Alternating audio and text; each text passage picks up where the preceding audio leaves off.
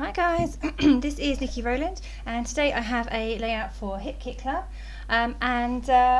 this is for Mixed Media Monday, and I am using the June 2020 hip kits, which are absolutely gorgeous.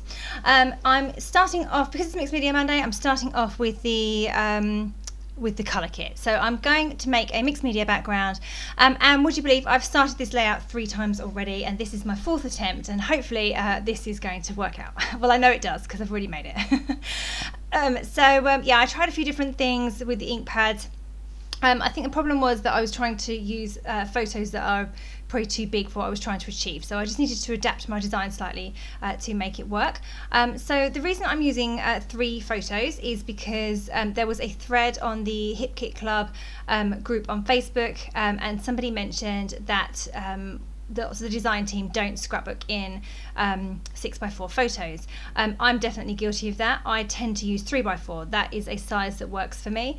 And somebody else also mentioned on the same thread that there's a lack of multi-photo layouts as well. So today I thought I would attempt to do both. So perhaps that was too much for me. I should have maybe stuck with just a 6x4 photo or with multiple photos rather than trying to combine the two. So that was why I had some issues with my design, but actually I'm really happy with the way that this layout turned out in the end, I'm glad that I persevered with the sized photos that I've got and the mixed media in the background as well. Okay, so full disclosure, my 6x4 photo is not a true 6x4, it's more like 5 by 3.5. It's just the way they print on my selfie. I like them to print with borders, and it means that they have to shrink them in order to put the borders on, so therefore it is smaller than 6x4, but it is a larger photo, and the other two are smaller than 3x4 as well. They're about 2 3/4 by 3 3/4, something like that.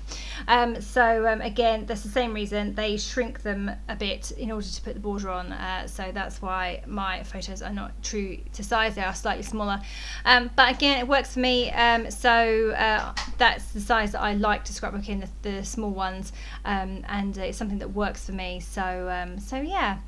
But it's nice to do something different, and it's nice to take on a challenge and get myself out of my comfort zone and do something different, so always worth a go, and I hope it does provide some inspiration for those of you who do want 6x4 photos scrapped or multiple photos scrapped, because I have covered both in today's video.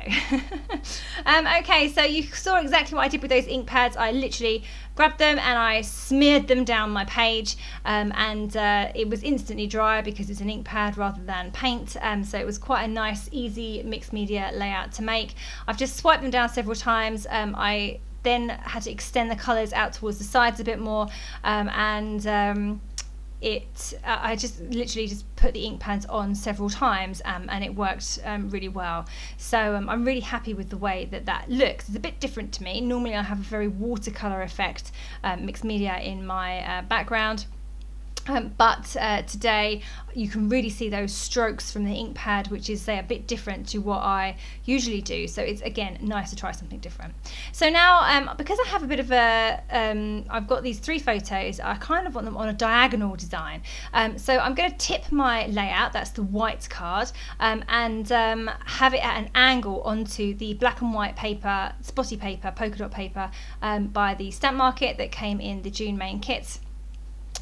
So what I did there was I just tacked on my white piece of cardstock to that background, and then I trimmed it down on my trimmer,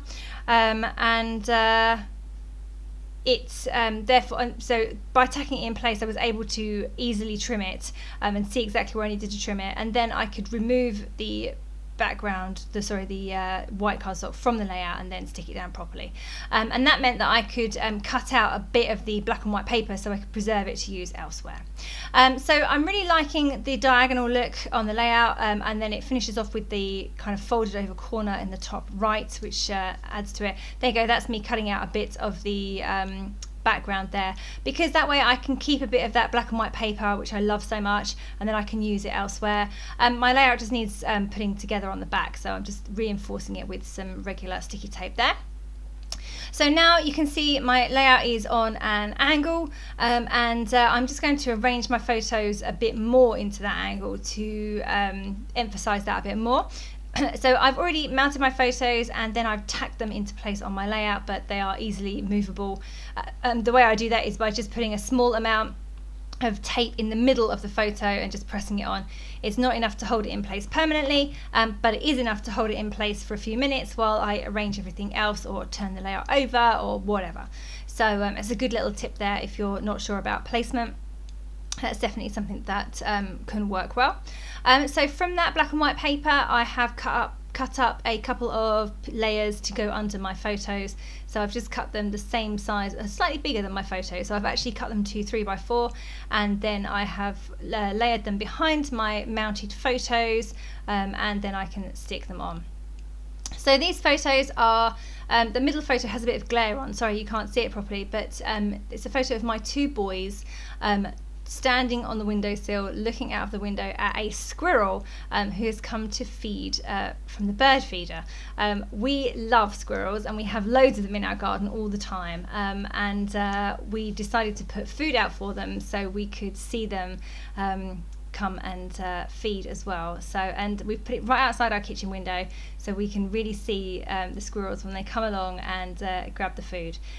So even though officially that's a bird feeder, officially in our house it's a squirrel feeder because we love the squirrels. And the other two photos either side of the two boys are the squirrels feeding on the bird feeder. So yeah, they're quite good. The middle photo is really cute. They're both just standing there at the window watching the squirrel outside. So very sweet moment. So because I have the three colour blocks, the pink, the orange and the blue, which are from the ink pads from the colour kit, I've gone through the rest of my kits, my June kits, and pulled out some other bits and pieces in those similar colours. Now the Pink Fresh Studio Let's Stay Home has a lot of darker blue in, and not as much of the turquoise that is the colour of the ink pad, but there is some. So I went through and found some, and then of course all the beautiful exclusives by Hip Kit Club, they have got some of this lovely blue turquoise colour in as well. So I've pulled out a few bits and pieces and then just put it in the right place. I've thought about doing a title up there saying simple things, but in the end that goes and I use something else instead. And also the pink wasn't that present in the Pink Fresh Studio either. It was kind of a lighter pink, but again the exclusives came to my rescue and we had some of the darker pinks, called almost purple, because that ink pad is a pink. It obviously is pink, but it's a cool pink and it's airing on going towards the purpley colour, so it's the purples in the exclusive packs worked really, really well. So now I'm looking for my title. I say I do away with the Simple Things title at the top and decide to go for my own title, which is going to be Visitors. So yeah, Visitors to our garden, and I'm just pulling out all of the letters that I want to use. So I was hoping for all turquoise colours letters from that little Pink Fresh Studio little alphas, but I couldn't quite make it, I think, because there's only one colour in each, so there's one letter in each colour, so I needed two eyes. So because I had a light blue and a dark blue, so it's very fine. There was some blue, there was other colour shades of blue, but because I didn't want to have one letter different to all the others, so therefore I had a bit of a mixture. So some are light blue and some are darker blue. So that works. So I've just put that under there. I've tied some thread around the tag that I've got sticking out at the bottom of my right hand photo, and I have just put together one of those lovely Pink Fresh Studio bows, which is a fabric bow, and it's the perfect colour, absolute perfect colour to match the ink pad. So I've just put that together. Now they tend to come apart, and that's because my adhesive isn't particularly strong. I think if you use something like red tape, it would be better, but my ATG gun isn't good enough to hold something that has as much stress on it as a bow like that. So I tend to just run them through my sewing machine. My sewing machine absolutely protests at this. I have to really feed it through almost manually, but it does the job, so it's all right. The machine's fine, it's not broken or anything, but it does protest a bit. So that's a really great way of getting those bows to stay in place if your adhesive is not as good as it needs to be. So I've just stamped a couple of clouds. That is from the exclusive stamp kit this month. So the lovely set with houses on also has those some cute clouds. And then from the vellum die cuts, there's a cloud in there that matches that stamp set perfectly. So the vellum die cut plus the 2 clouds stamped is really, really cute at the top there. I've added a few other vellum die cuts, add some label stickers here and there, and other bits from the exclusive ephemera packs. And there's a flat Pink Fresh Studio flower under the left-hand photo, and then I've got a little frame at the top of that photo on the left. And so now I'm just going through my other embellishments to see what else I can possibly add. The colour that I wanted for the pink was really present on the Pink Fresh Studio stickers, so I'm just going with that and picking out any bits that work, any phrases that work with this layout. So yeah, it's all coming together nicely. I'm really happy with how it's looking. I've got that diagonal feel. So I rearranged my photos slightly so that the one on the left was lower than the middle one, and the one on the right was higher, or a bit higher. So it kind of like produces like a step effect really. So I'm really happy with the way that looks. It kind of reinforced the diagonal design that's kind of going on this layout.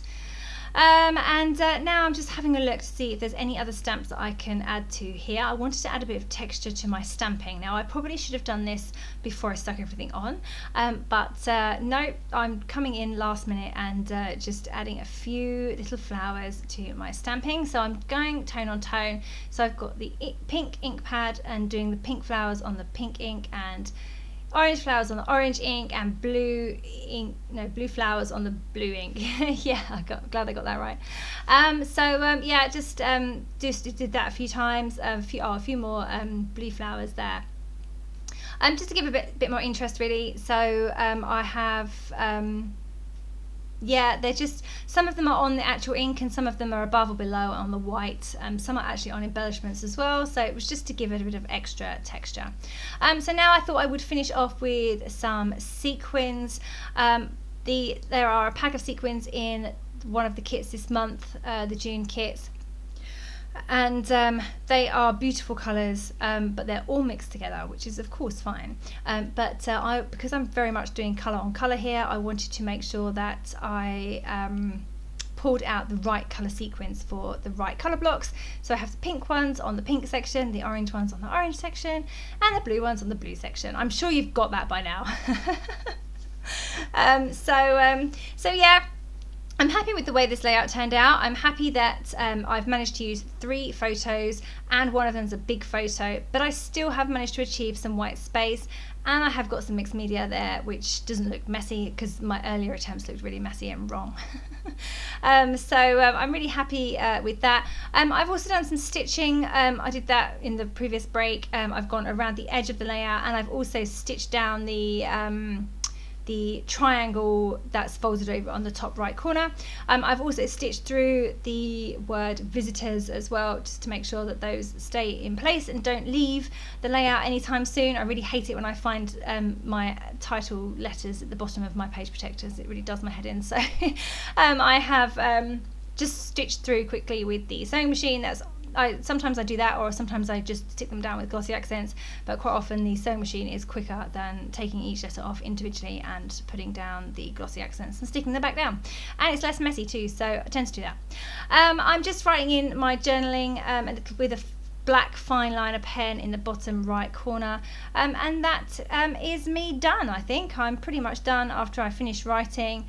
Yeah, thank you very much for joining me today. I hope you have enjoyed my Mixed Media Monday layout, even though it had some difficulties to begin with. I'm happy with the way that it turned out.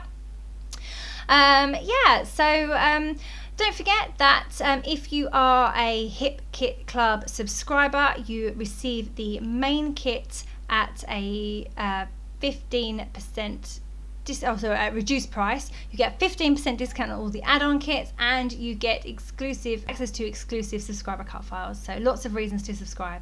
Okay, thank you so much for watching. That was Nikki Rowland for Hip Kit Club.